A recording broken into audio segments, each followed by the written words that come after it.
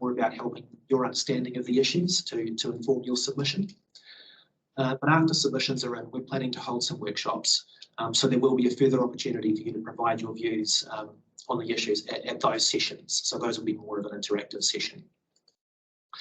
And we will put some information up on our website in due course. Slide, please. So this is the structure we'll follow today. We'll start with background, briefly note our approach and options. We'll talk through each of the 5 focus areas in the paper that are noted up there, and we'll finish off by talking about timelines, and there will be a brief word on non-price regulatory settings, because we recognise that's an important and complementary area to the price reforms that we're looking at. And just to note, we've slightly rearranged the focus areas so that retailer response is covered earlier in the piece. We think that's probably quite closely linked to the peak period price signals. Look, I'll just pause at that point, ask if there are any questions so far.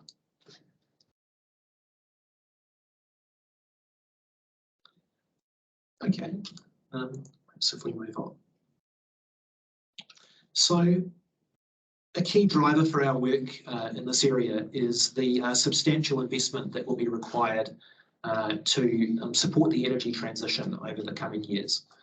In our view, distribution pricing has a key role to play in that transition, and helping it to occur in a way that's efficient and affordable for consumers.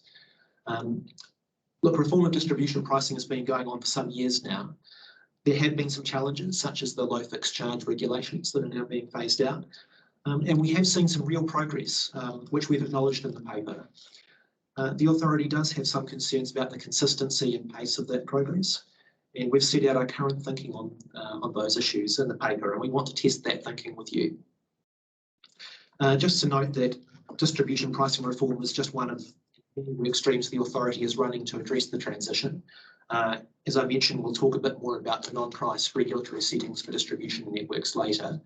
There's also a number of other work streams, for example, with future security and resilience work stream and so on. And also, as part of the broader context, there's relevant work going on at the Commerce Commission and many other government organisations and agencies and non-government organisations. So we're just one piece of the puzzle. So the authority's approach is set out in Chapter 3 of the issues paper. It's worth noting that we're not looking to create a comprehensive distribution pricing methodology.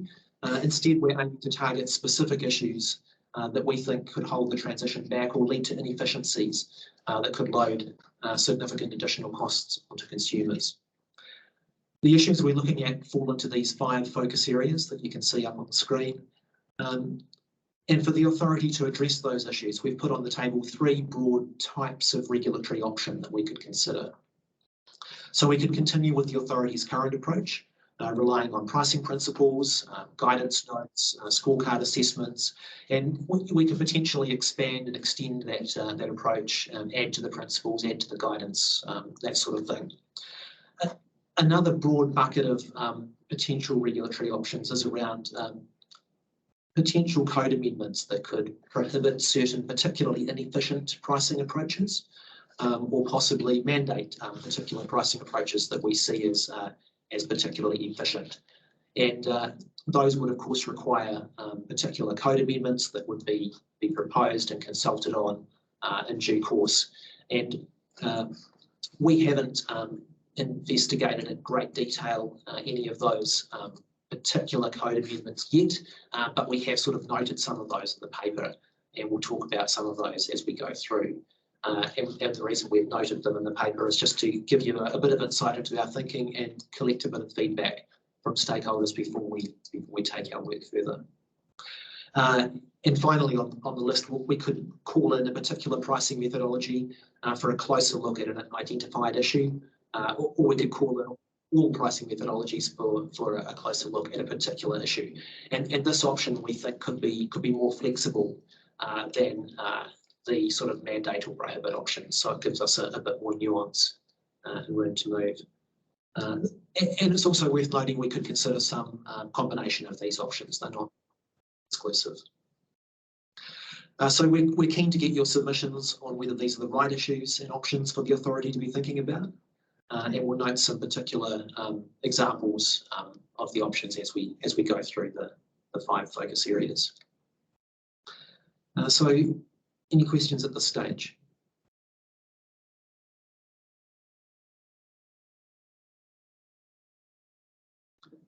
Okay. So look, the first of our 5 focus areas is peak period price signals. This is covered in section 4 of the issues paper. In our view, it's important that prices signal the cost of network use, particularly in peak periods where the cost of use can be very high, as peak demand can trigger upgrades to the network. There has been progress in the introduction of time of use tariffs, and we recognise that many consumers do remain on uniform distribution tariffs. It's also not clear that the strength of the signal that's sent by those tariffs is really truly cost reflective. So that's those areas are some of the areas we'll be looking at in this focus area. So look, for those distributors that are facing pressure on the network capacity, perhaps because they anticipate rapid electrification of transport, a lot of EV charging happening in your network area, perhaps process heat. For those distributors that are facing that pressure, we would like to see time varying tariffs and consumers assigned to them. So I guess it's not enough just to have the option of time of use tariffs. We may want to look at how can we encourage a greater number of consumers to be on those, or a greater number of customers to be on those tariffs.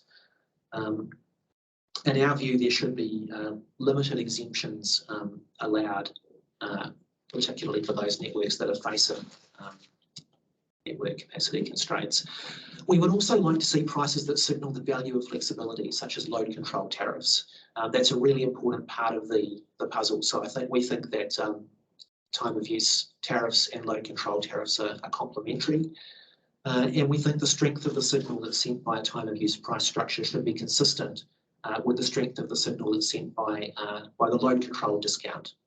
And the graph on the right-hand side of the slide illustrates the sort of implied long-run marginal cost for time of use tariffs versus the implied long-run marginal cost for hot water load control discounts. And each of those dots on the graph represents a different distributor. And as you can see, not all of these signals are consistent at the moment. So there's a bit of inconsistency in the strength of the signal that's being sent to different customers. Next slide, please.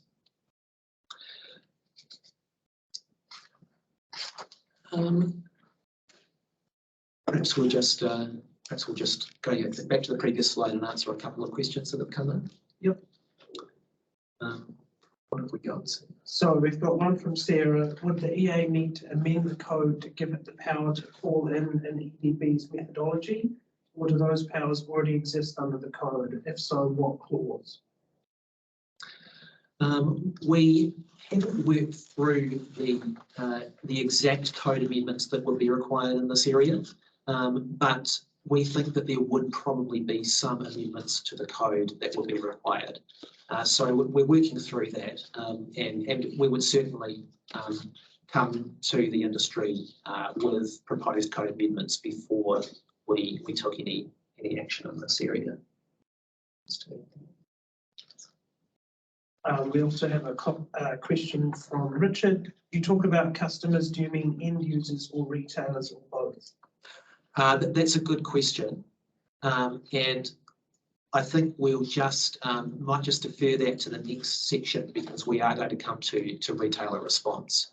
But just briefly, when we talk about limited exemptions, we're really talking about retailers. So if the retailer has an option to either be on time of use tariff or be on a standard tariff, then that's something that we think needs to be considered a bit more carefully. One from Eric. Can you define what you mean by load control tariff or give some examples, please, just to help understand what you mean? Well, the easiest example is the controlled hot water load tariffs that many distributors offer, and that's what's is set out in this graph here. But of course, we recognise that's not the only kind of load control tariff, and that's an area that's developing rapidly. One from Andrew. What underpins your thinking about the value of controlled discount? What underpins your thinking that the value of controlled discount should align with the value implied by peak/off-peak differential? That's a good question. I might just ask Ross to take that one. Yeah, sure. So the way I think about that is that the benefit a distributor gets from somebody being on a load control tariff is that depending on how effective that is, they get to effectively look through that demand when they're thinking about network planning, capacity planning. So that's how it joins up. So if you're thinking about the price that you're offering to a consumer who's on a load control tariff, you're saying, I'm not having to worry about you when I'm thinking about capacity planning. Because capacity planning is an LRMC kind of concept. So that's how they join up. That's it for now. Great. Okay. Well, look, just moving to the. Yeah. So why don't we go back to Andrew's point? So Andrew's asked another question, hasn't he? Oh, great. Let's just go back a step again, please. Yeah. Controlled load used for more than capacity planning, so it makes sense it is valued higher. Yeah, and we'd be really interested to hear people's submissions on that point. That's something we've have been discussing internally. So interested in reviews on that, on what other benefits. We also have a question from James. Have you considered the premium an EDB would pay or signal for certainty of response? Control of hot water gives certainty. Consumer response to time of use is a maybe. Yeah, look, I think that's a really interesting point, and we'd be very interested to hear more about that in submissions.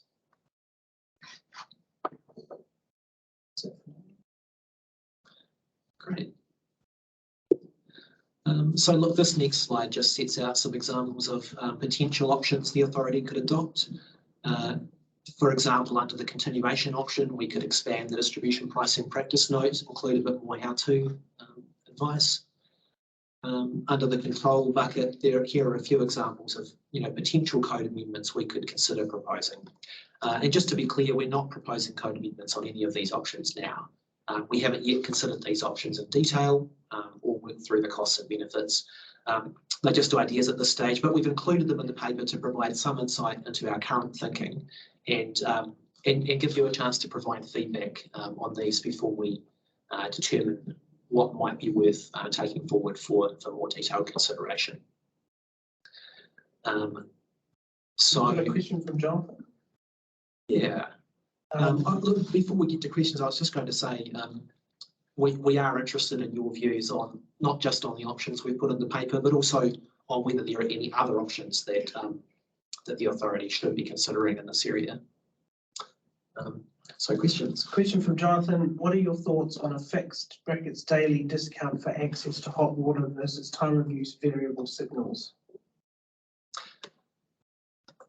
I think that makes sense as a place to go after you've exhausted the peak discount. So that if your peak discount, if your peak charge is set at LRMC, then the best you can go discount off peak is the value of LRMC. So if you're saying that there's an extra premium to accessing control, then discount on fixed is the next protocol. Question from Greg. Have you actually done any customer research on time of use pricing or how moving to this affects their bills? Because that should be a key factor. I don't believe we've done detailed research on that point, but that's an interesting point, and we'll give that some thought. Thank you. Question from Scott. Further to the above, some EDBs have had time of use in place for several years now. Is there any evidence that pricing structure is having the desired impact? Look, that's a good question, and I think that is relevant to some questions, some issues we're going to consider in the next section. So that might be a good segue to the retail response section. No further question. Great. So we just move on to the next slide. The issue of retailer response to distribution pricing reform is covered in section 8 of the issues paper. Most end users pay for network costs via retail tariffs. So of course, the way that retailers respond to distribution pricing is clearly going to be important. And some distributors have taken the position that retailers need to pass through those distribution price structures into their retail pricing. And if this doesn't occur, then really there's no point in reforming distribution pricing. And look, in the authority's view, there are a number of ways that retailers could respond efficiently to distribution pricing. And of course, changes to their own retail pricing is one possible response, but it's not the only response. Retailers could potentially respond by trying to influence their customers' behaviour through providing information to consumers. They could also look to manage their consumers' demand through control of flexibility resources. And in our view, retailers should have good commercial incentives to manage their exposure to distribution network costs. However, we're aware of two factors that could weaken retailers' incentives, and we've tried to bring those out in the paper. So the first of those is the use of deemed and residual profiles. So under these approaches, I guess it's worth noting, as the graph on the right shows, there has been substantial investment in smart meters, and the penetration is pretty high in most networks. However, where deemed and residual profiles are used, retailers are not being billed on their customers' actual half-hourly consumption. Instead, they're being billed based on effectively an assumed pattern of consumption that may be in no relation to what they've actually consumed. And this is an issue that's been raised by the authority's Innovation and Participation Advisory Group. The second factor is distributors' assignment policies, and that is retailers may be allowed to opt out of taking time of use tariffs, or they may not opt in. There might be a default tariff that's continued to take the majority of customers. So as we see it, if either of these factors applies, the retailer may not have a good incentive to respond efficiently to distribution pricing structures. There's no commercial advantage to a retailer trying to influence its customers' consumption, unless doing that will actually reduce the retailer's own costs.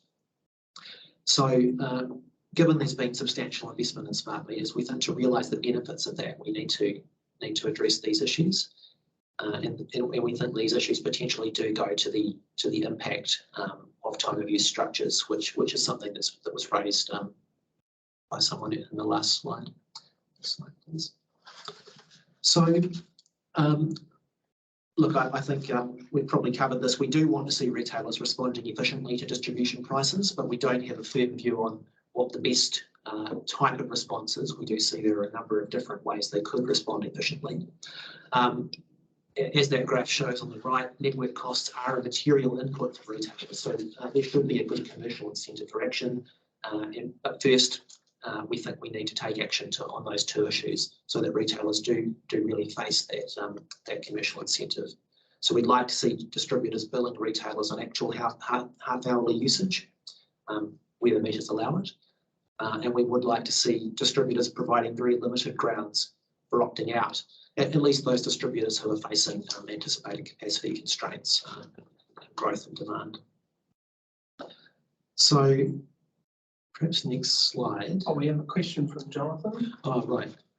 Can you clarify how a deemed or residual profile is required when an EDB is billing off a fixed cents per kilowatt hour or off time periods that metering will need to support? Look, that's a really good question. I think I might need to take that one away and answer it later to really do it justice. But we'll take that offline and get back to you, and we'll put that up on the website. Thanks, John. Also, we had a more general question from Sarah. Would any of these code amendments be done as urgent code amendments? I think it's fair to say, I'll take that one. I think it's fair to say we're in the early stages of developing the other options to call in and control options. So we haven't worked through that at the moment. No current plans for urgent code amendments. There's one more from Sarah. Profiles are necessary where smart meter data is unavailable or cost prohibitive. What does the EA intend to do about access to that data? So we've talked about, well, we've considered that there would be the need for exemptions in some categories, either where there's low penetration of smart meters or the data is not of a good quality, consistent quality. So the target is to use what's available and what's there, and probably in time improve that. And it's worth noting that the authority does have work streams looking at access to data as part of its other work streams outside pricing. So Gary might talk about that a little bit later on. Question from James. Are there any reasonable downsides to requiring retailers to reconcile on AMI data when available? Feels like a no-brainer. Well, we put out quite a strong statement in the paper on the preferred approach here, so we're really looking for people's feedback on those points. Mm-hmm.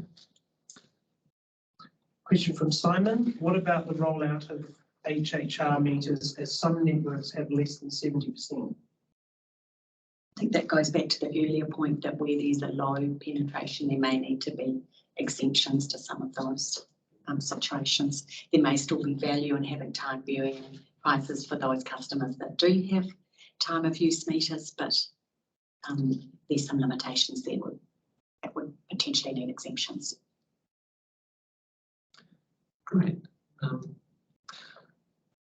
Okay, so just moving to potential options in this area.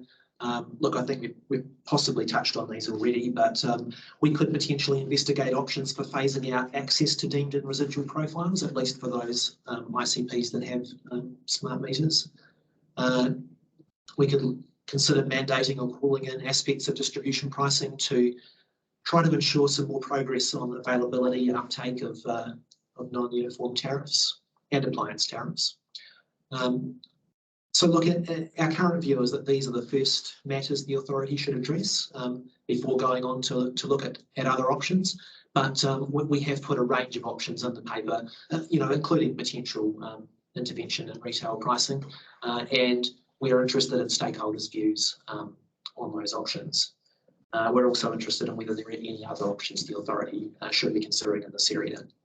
I should say we're interested in hearing from distributors what plans you have to increase the proportion of your customers that are facing time varying charges. For example, do you have plans to make time of use mandatory for retailers whose customers have smart meters? We're also keen to have retailers engage with this topic. For example, we'd like to hear what use retailers are making of deemed and residual profiles and what reasons there may be for this. Do you see any barriers to phasing out use of deemed and residual profiles? Should the authority intervene in retail pricing to ensure that retailers are responding efficiently? Interested in views of retailers on that as well as distributors? What plans do retailers have for responding to distribution pricing signals as retailers reform their as distributors reform their price structures? How will you as a retailer respond to that? Do you see any barriers to responding efficiently?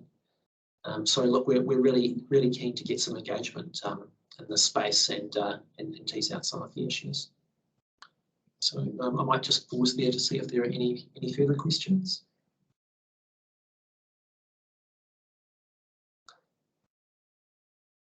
Okay, so moving on to off-peak price signals. So this is covered in section 5 of the issues paper. It's fairly well trodden ground for the authority in the pricing space.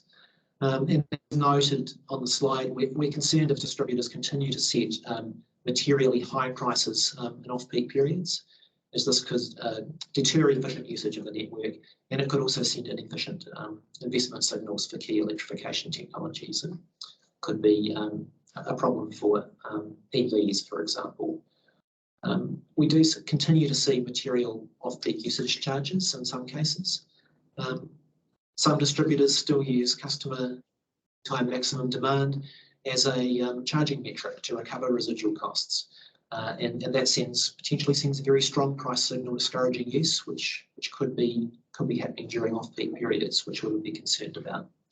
So I guess the authority's preferred approach here is for very low charges for off-peak usage, and preferably use of fixed charges to recover residual costs. Andrew's just looking for some clarification on what is materially high. Look, that's a really good question, and I don't think we have formed a firm view on that point yet. So I think we'd be interested to hear your submissions on that.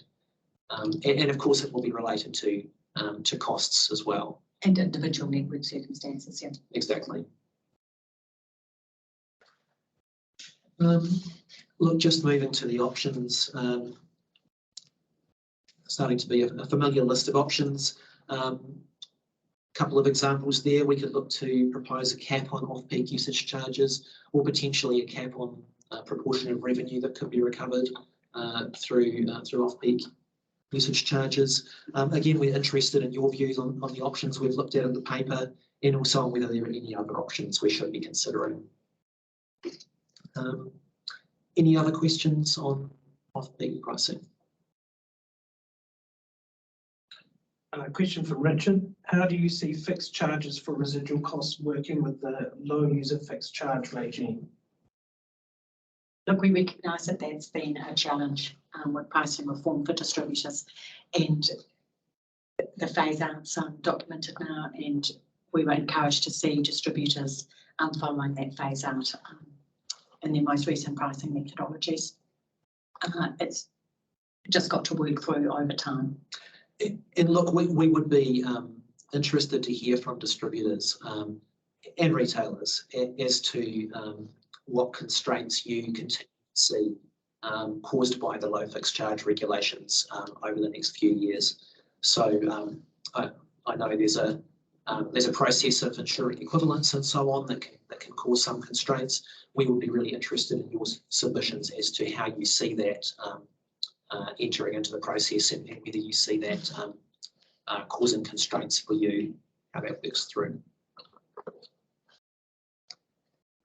Questions coming through? Okay, well, perhaps moving to target revenue allocation. Look, this issue is covered in section 6 of the paper. It's a relatively new area of focus for the authority, so we don't have really firm views on this area. I guess we can say that our view is that allocations should be subsidy-free, and we'd also like to see allocations between different customer groups actively managed to promote efficiency. And you can see some of the preferred approaches we've got listed out on the slide there. Just for example, we would prefer a limited application of accounting cost allocation approaches. We'd probably prefer the use of simpler allocation metrics, and we would really like to see robust subsidy-free range estimates for each consumer group. I think I noticed a question coming through. Yep, question from Daniel. To assist with prioritisation, do you anticipate doing any analysis on the expected benefits of each of the options you ultimately recommend? Yes. We would expect to do some analysis on the expected benefits of any of the options that we ultimately recommend, and we would set that out in a consultation paper on any proposed code amendments that we'd look to do.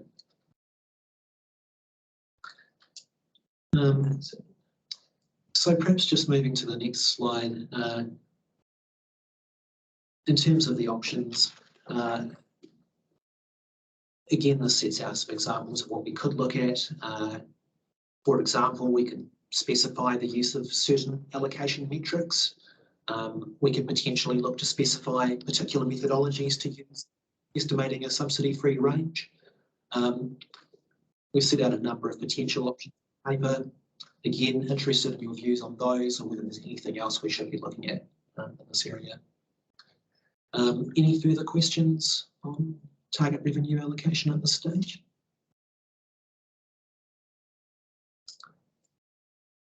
Okay, so perhaps moving to connection costs. So this issue is covered in section 7 of the issues paper. Also, probably a relatively new area of focus for the authority. Electrification will require a material increase in connections. For example, for public EV charging sites, industrial sites with process heat, potentially use residential subdivisions. And look, we acknowledge that the ramp up in connection presents real challenges for distributors. As the graph at the right-hand side shows, spending has already increased significantly in this area, and it's only going to get bigger. Also, we see the proportion of costs that are being recovered through upfront capital contributions is increasing quite rapidly as well. So look, the authority's aim in this area is to encourage efficient investment. And we also acknowledge that this is potentially an issue for decarbonisation. So some stakeholders have told us they see this as a potential barrier. So next slide, please. As you can see on this slide, stakeholders have expressed to us a variety of concerns about current distribution connection charging approaches. We do see significant variation in connection pricing practices, as the graph on the right-hand side shows, which sort of looks at the proportion of connection cost that's recovered through capital contributions. So obviously a very large range there across different networks. And we recognise that different networks do face different circumstances. So some of that variation may be reflecting that. However, we are seeing those concerns. We're also concerned with incentives to ensure costs are efficient. And we think that some connection pricing practices can lead to weaker incentives to ensure costs are efficient. So obviously we would like to see new connections occurring efficiently. We would like to see a balanced approach that incentivises efficient connection costs. And we would like to see more standardisation and more transparency from distributors. So perhaps just moving to the next slide. This slide sets out, again, some examples of potential options, just some examples of potential code amendments that could be considered in this area. We could consider prohibiting overly deep contributions, which are, we're looking at contributions to costs that occur deeper in the network, perhaps in the high voltage system. We could consider prohibiting contributions to anticipatory capacity. So that's through capital contributions. So that's linked to the first mover disadvantage issue. We could consider prohibiting overly high contributions to general system growth, perhaps in the low voltage network. But there's a range of potential options that could be looked at in this area. Again, this is early days on this issue, so we haven't done detailed analysis of the costs and benefits of any of these yet. But we did want to give you a bit of a sense of the kind of options we were thinking about, interested in your views on these options, interested in whether you have any views on other options the authority should be considering in this area. And I should note that we're aware there are various linkages and complementary measures to consider in this area. Obviously, the Commission is doing work on the input methodologies and information disclosure. There's various interrelationships there, so we would work very closely with Commission staff before looking to propose any changes in this area. Look, the authority's non-price work streams that are looking at non-price issues that are related to distribution networks could also consider some complementary measures that could help address connection issues, looking at better information, for example, or process changes. And Gary might talk about those in a minute or two. So look, we're aware that pricing is only one part of the puzzle in this area. It's a challenging issue for the sector, but we're certainly keen to see if there's anything the authority could do to improve the situation. A couple of questions. Question from Richard. What is the number of complaints on connection pricing as a percentage of total new connections across New Zealand? Look, that's a good question. I think we might need to take that away and have a think about it and come back to you on that, just to do it justice. So we'll take that offline. Okay, question from James. You've noted a concern in the paper that a high percentage capital contribution might create weak incentives on the EDB to ensure connection costs are efficient. How would you describe the incentives on an EDB if a large percentage went into the EDB's RAB instead? Well, I think then the incentives become a product of how the Commerce Commission regulation works. So the Commerce Commission regulation is trying to balance up efficiency and investment. But I should just add, we would be interested in your submissions on that point and on the interrelationship with the Commission's regulatory regime. So keen to see how you see it as well.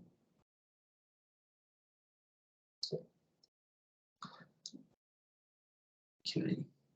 Any more questions on connection costs?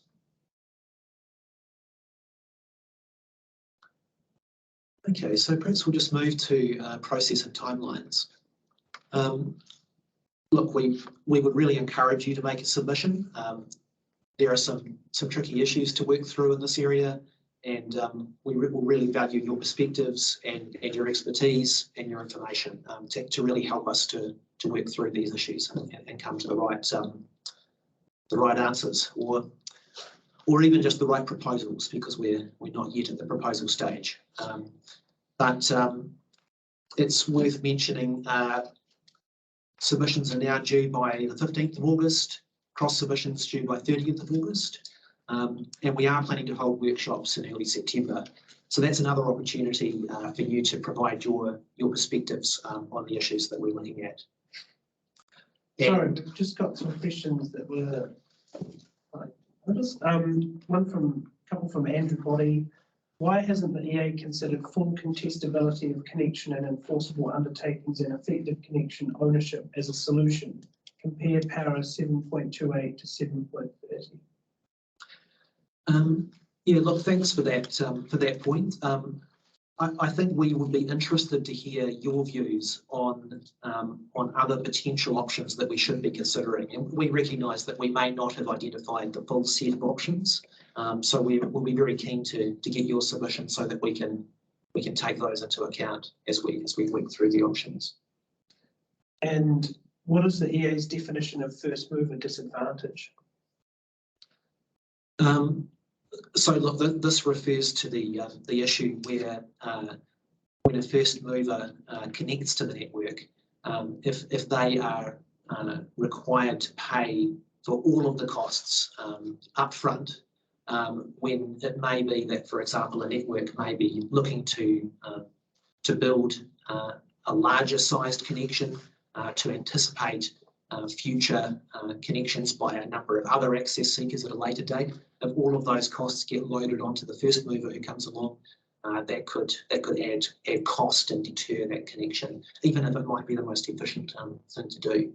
So that's probably how we see first mover disadvantage. So that's something that we're concerned about, because we want to get the most efficient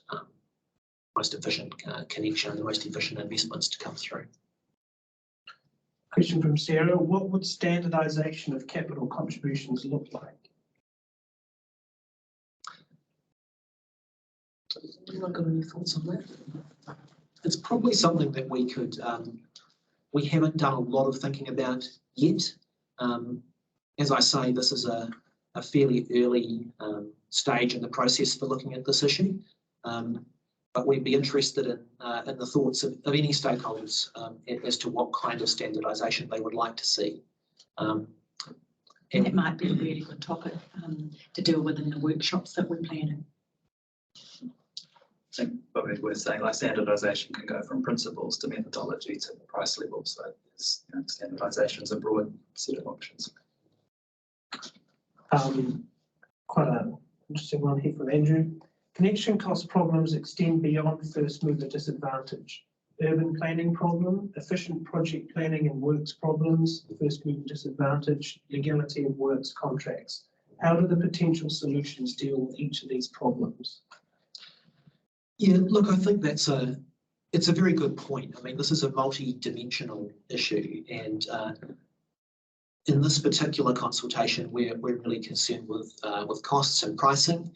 But we recognise that there are a lot of other work streams that need to address other issues. The authority also looks at non-price issues, and Gary will say a couple of words about those in a minute. There's information improvements, there's process improvements that we could consider. Likewise, there'll be some issues that are outside the authority's scope and will have to be dealt with by the Commerce Commission or the government MB. So we'll do what we can, but we're also working with those other organisations to try to see if we can come to the right set of solutions.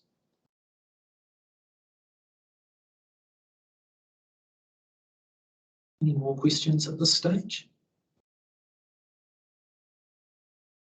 Just comment from Andrew Body. I think the definition of first mover disadvantage is the cost charged minus the cost that would have been charged if the customer was not a first mover. Yeah, look, we're very interested to hear your perspectives on first mover disadvantage, and we're aware that there are different ways this issue could be defined and analysed, and we're keen to get your submissions on this to help our thinking about it.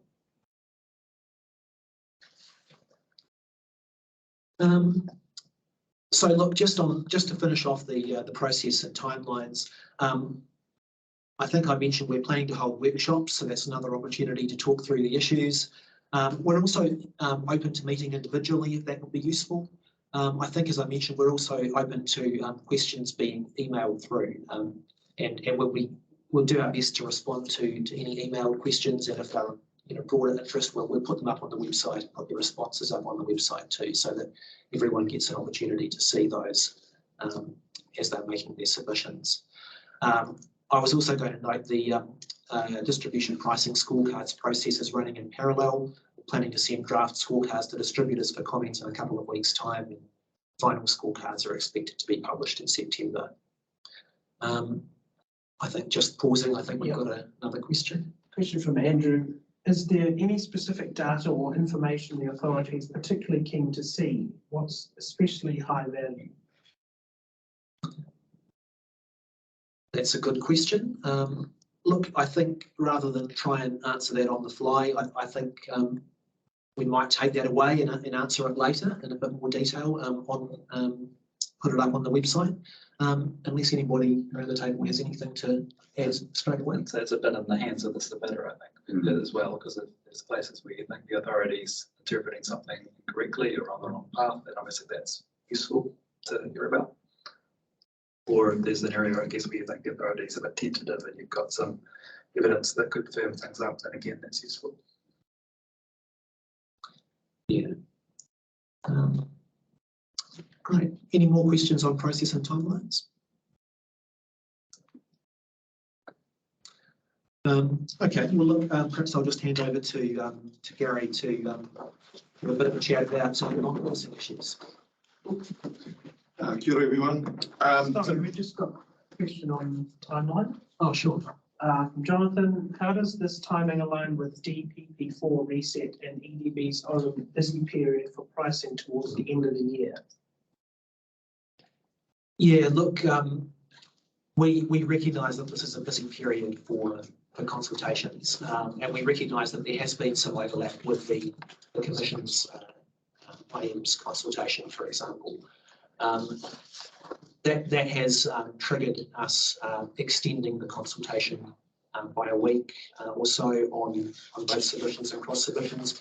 It's also been a driver between introducing the workshops in September, just to give stakeholders an alternative way to get involved in the process. But look, we do sympathise. We're aware that it is a busy time. There's a lot of consultation going on, and we're open to you engaging really in various ways. We're open to you putting in a submission now if that's easiest. We're open to you coming along and talking at the workshops if that's your preferred way to get your views on the table.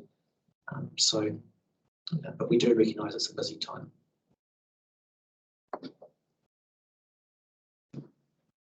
Right. Over to you again. Cool. Kia ora. So Tim just invited me along just to briefly touch on the non-price issues that may be of interest to the group. We issued a issues paper in December, late December last year, and we've been working through submissions on that. I guess key areas of focus for us are some understanding of the what's happening on the low voltage network. What kind of data should MEPs be providing to distributors and flexibility traders? We think that, you know, better information about what's happening on the congestion and other aspects will help with network planning and identify business opportunities for flex traders and others in areas that are experiencing congestion. So we're working through those types of issues. Been asked to clarify the authority's position on when it will consider extending the arm's length rules. The aim here is to help develop competition and deepen the market for non-network solutions. We've heard a range of views around the threshold.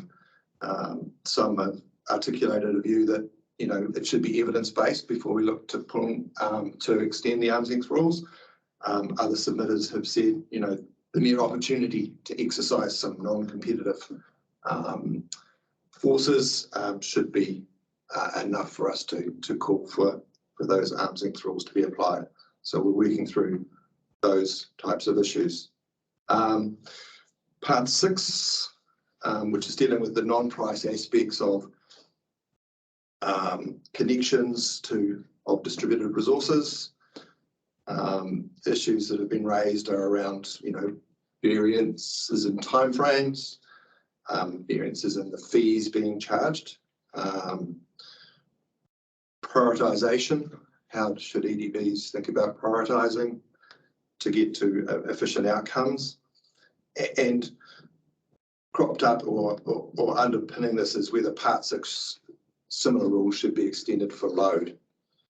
So we're working through those sorts of things. And really it's kind of, you know, how can distributors best deal with the new demands that they're being expected to deal with, both with high load from EV charging or potential sources of injection and you know, two-way movements of energy.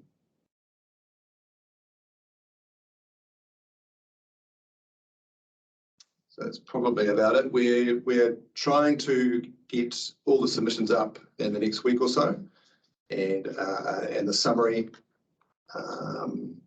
so that you guys can see what everyone else has said. And we're looking to report to the board in September with a work program. Question from Andrew. What are your views on the usefulness of network information provided by some EDBs right now?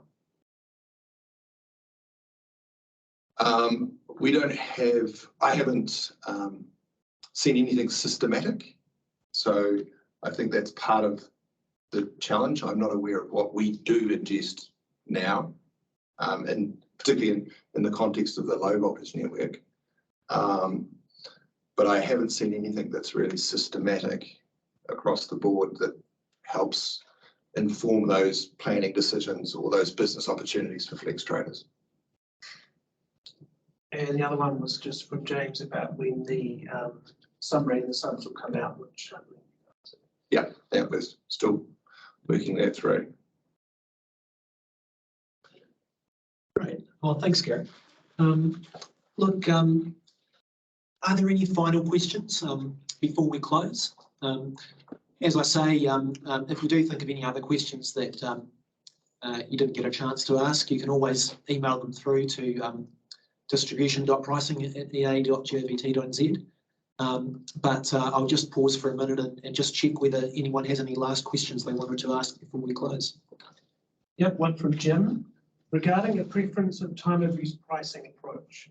Currently, even with smart meters, a large number of ICP-based billing is using a single summary line on an EIEP1 file transferred via SFTP.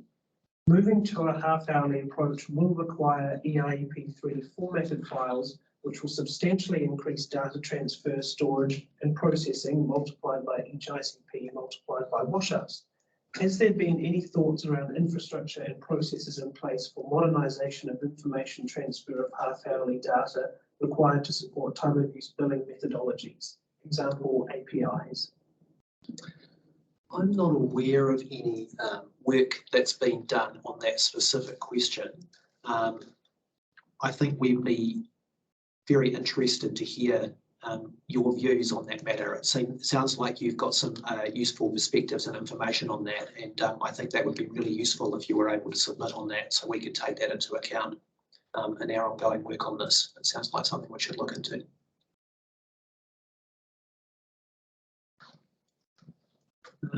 Any last questions? Okay, well look, we have one last question. Yep. From James, with respect to the earlier discussion on peak/off-peak pricing, how have you considered the fact that peak and off-peak may be at quite different times on a range of low voltage assets with low numbers of ICPs and low diversity compared with the high voltage assets that serve them?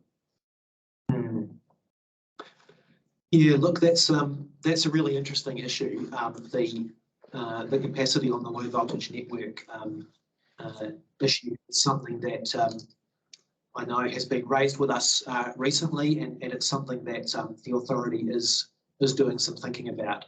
I think it's an issue we need to do more thinking about, and we'd really appreciate your submissions on that to help inform our thinking, and also ongoing discussions and work on it, because it seems like an important issue that we need to take into account. Question from Greg. Have you discussed what most retailers said to MB a few weeks ago regarding time of use pricing?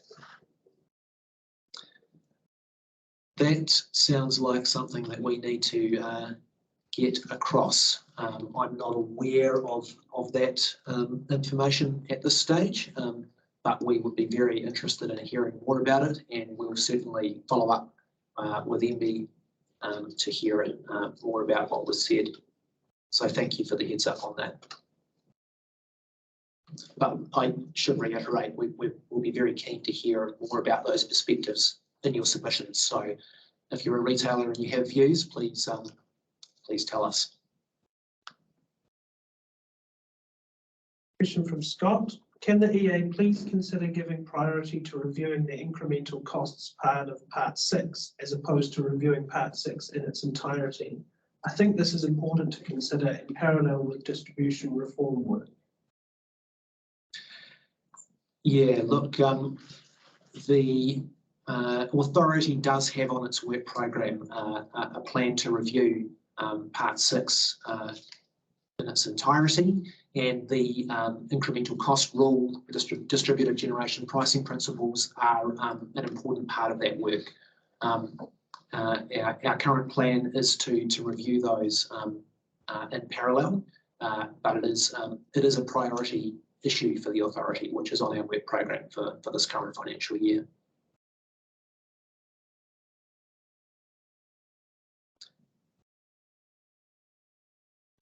Last call for questions. Okay, well, look. Question from Greg. Can you please make any customer research you have done on time of use pricing available?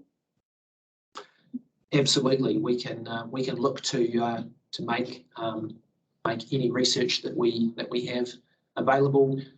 We would, like I say, we would look to put out code amendments, proposed code amendments for consultation as we go forward, and we would look to support any proposed code amendments with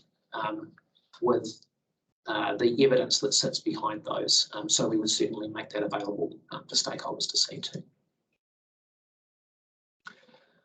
Okay, well look, thank you very much for your time. Really appreciate your time. Appreciate it's a busy period, so thanks for taking the time to tune in and go through these issues with us.